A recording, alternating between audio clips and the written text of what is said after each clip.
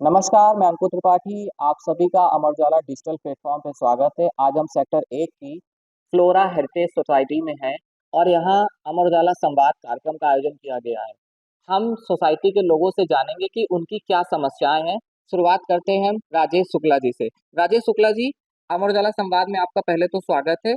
आपकी सोसाइटी की क्या सबसे बड़ी समस्याएँ हैं? बहुत-बहुत धन्यवाद अमर उजाला का जो हमारी समस्याओं को लेकर के इतने गंभीर हैं और इस कार्यक्रम में सबसे पहले हम बताना चाहते हैं कि हम लोग एमनाबाद रोड पे हमारा ये फ्लोरा हेरिटेज सोसाइटी स्थित है, जहाँ एक्सटर्नल इश्यूज़ जो हमारे हैं, उनसे हम लोग बहुत परेशान हैं। एक्सटर्नल इश्यू जो हमारे हैं, इसके लिए अथॉरिटी से भी हम लोग प्रयास कर रहे हैं, बार-बार उनसे मिल भी रहे हैं और उसके बाद भी जो ये समाधान उसका ढंग से नहीं हो पा रहा है।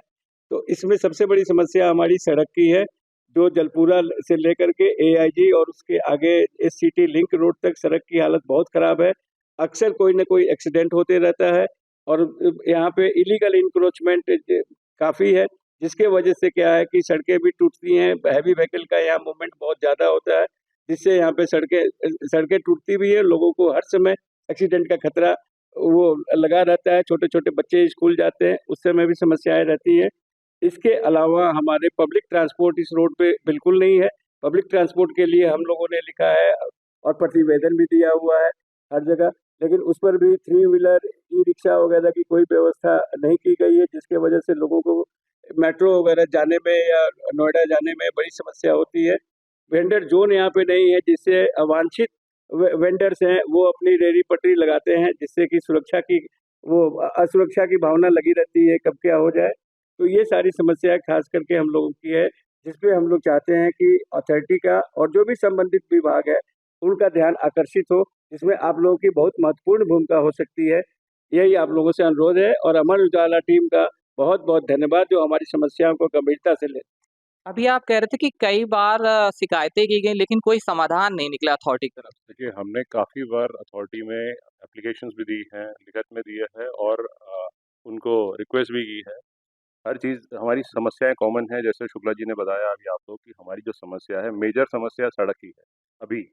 उसके बाद हम धीरे-धीरे और चीज़ों को भी फ़ोकस कर रहे हैं, जैसे कि हमारा पब्लिक ट्रांसपोर्ट है, आवारा पशु हैं और भी बहुत सारी समस्याएँ हैं। लेकिन जो पहली समस्या हमारी जो मेजर समस्या है, वो है रोड की।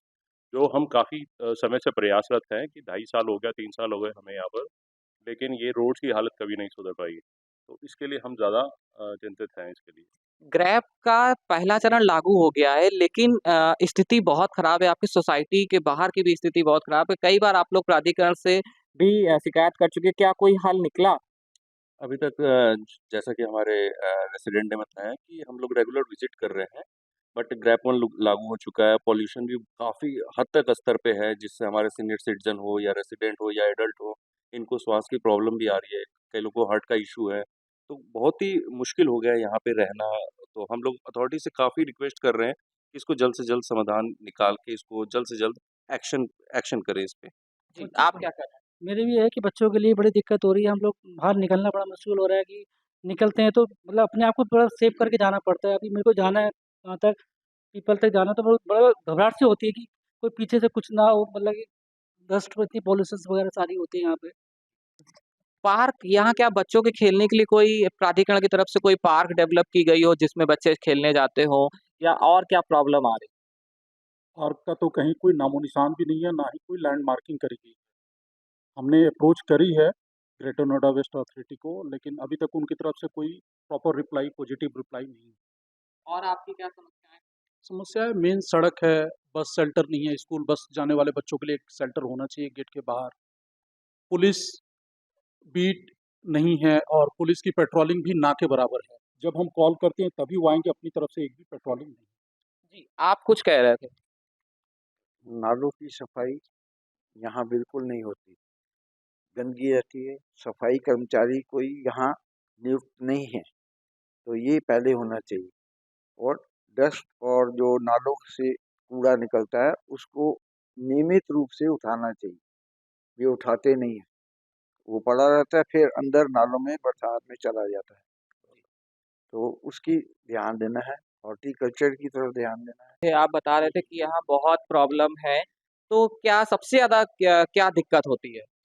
ये सेक्टर 1 ग्रेटर नोएडा एक्सटेंशन का जो भाग है, इसको एक वैश्विक पटल पे ग्रेटर नोएडा अथॉरिटी प्रस्तुत करती है, लेकिन यहाँ पे जो मूलभूत सुविधाएँ हैं, वो बिल्कुल नगण्य है, इसमें है ही नहीं।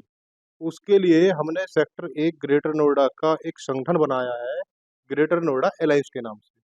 उसके माध्यम से भी हम बहुत सारी चीज़ें प्राधिकरण के सीईओ महोदय के सामने उठा चुके हैं और जब भी वहाँ जाते हैं, उन मुद्दों में मुख्यतः हमारी सड़क, हमारी सोसाइटी के सामने अवैध रूप से चल रहा धर्म काटा, हैवी ट्रांसपोर्टेशन और ग्रीन बेल्ट, इन सब चीज़ों को लेकर के हम बहुत संजीदा हैं और हर बार यही मुद्दे उठते हैं, लेकिन जो प्रशासनिक अधिकारी हैं, वो केवल आश्वासन मात्र दे रहे हैं कि जी अब की बार टेंडर हो गया है, एक्टिव हो गए हैं, लेकिन पटल पर कुछ भी नहीं। दयनीय स्थिति है। डेली अगर आप देखेंगे तो हमारी जो सोसाइटी रेजिडेंशियल सोसाइटी है, यहाँ पर लगभग 7,000 परिवार आज की डेट में रह रहे हैं और उनकी स्थिति ये है कि यहाँ पर सुबह आप निकल नहीं सकते हैं। ट्रक, हैवी ट्रांसपोर्ट, स्कूल के बच्चों के लिए परेशानी, सुविधा के नाम पर सेक्टर में कुछ भी नहीं है। यहाँ तक कि ग्रेटर नोएडा अथॉरिटी ने इन सोसाइटियों को पीने का पानी तक उपलब्ध नहीं कराया है।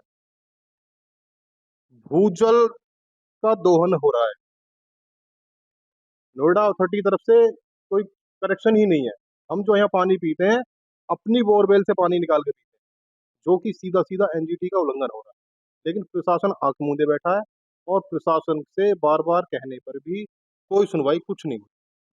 आप कुछ कह रहे हैं? यहाँ पे सड़क की इतनी दुर्व्यवस्था है, आए दिन एक्सीडेंट हो रहा है। सफाई के नाम पर तो कुछ भी नहीं है। मच्छरों का एकदम भरमार हुआ है, डेंगू का माहौल है, लोग इतने पीड़ित हैं, कहीं कोई फॉगिंग-वॉगिंग की व्यवस्था नहीं है। मिलने पर इतना आश्वासन दिया गया, पर्याप्त अवसर के बाद भी एक स्टेप भी नोएडा अथॉरिटी नहीं है। अपने अधिकारों का इस्तेमाल तो नोएडा कर रही है, लेकिन अपनी लायबिलिटी को 1% अगर भी करती, तभी एक कदम आगे बढ़ती। यहाँ तो ग्रेटर नोएडा अथॉरिटी इस प्रेमिसेस को देखती होगी, तो यहाँ नोएडा अथॉरिटी तो होगी नहीं। हाँ, वही ग्रेटर नोएडा, जो वो अपने अधिकारों का तो इस्तेमाल कर रही है, अपने चार्जेस तो पूरे ले रहे हैं। जो उनको जितना भी हैरेसमेंट करना है, वो अनड्यू हैरेसमेंट भी कर रहे हैं, लेकिन अपनी लायबिलिटी को 1% भी फॉलो अप नहीं कर पा रहे हैं। कभी क्या यहाँ पे ग्रेटर नोएडा प्राधिकरण के सीईओ, एसीओ और ओएसडी कभी सोसाइटी के आसपास निरीक्षण करने आए हों या कभी आपकी समस्या आप लोग इतने बार गए, कभी उन्होंने आपकी समस्याओं का संज्ञान लेकर स्थलीय निरीक्षण किया हो, कभी ऐसा मौका आया? निरीक्षण नहीं हुआ है, समस्या सुनते हैं लेकिन कोई उसका निराकरण नहीं होता है। और सबसे प्रमुख समस्या रोड की है, सुबह से शाम तक धूल उड़ते रहते हैं और आवारा पशुओं की बहुत ज़्यादा समस्या है।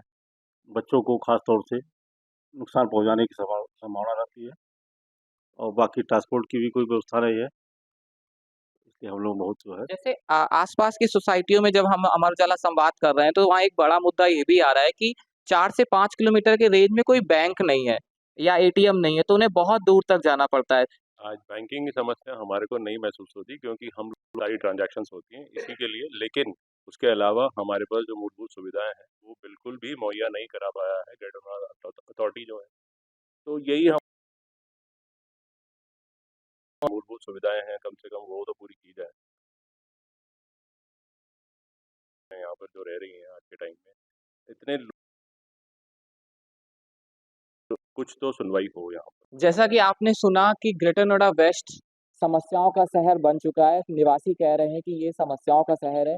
यहाँ पे हम अथॉरिटी के अधिकारियों तक समस्या तो पहुंचाते हैं, लेकिन उनका समाधान कब होगा ये अधिकारियों को भी नहीं पता है। अगला पड़ाव दूसरी सोसाइटी में होगा। तब तक के लिए देखते रहिए अमर उजाला। अगर आप ये वीडियो YouTube पर देख रहे हैं तो हमारे चैनल को सब्सक्राइब करें और बेल आइकन को दबाना ना भूलें। अगर आप Facebook पर ये वीडियो देख रहे हैं तो हमारे पेज को लाइक करें।